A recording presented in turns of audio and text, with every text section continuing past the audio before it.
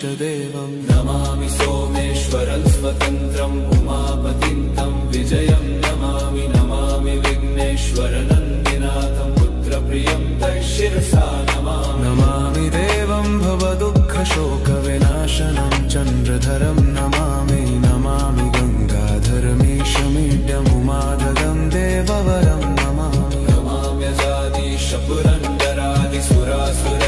नमाम्यजादिशपुरन्दरादिसुरासुरैरचितपादपद्मं नमामि देवी मुखवादनान इक्षार्थमक्षित्रितयं यैष पञ्चामृतैर्गन्धसुधूपदीपैर्विचित्रपुष्पैर्विधैश्च मन्त्रैः अन्नप्रकारैः सकलोपचार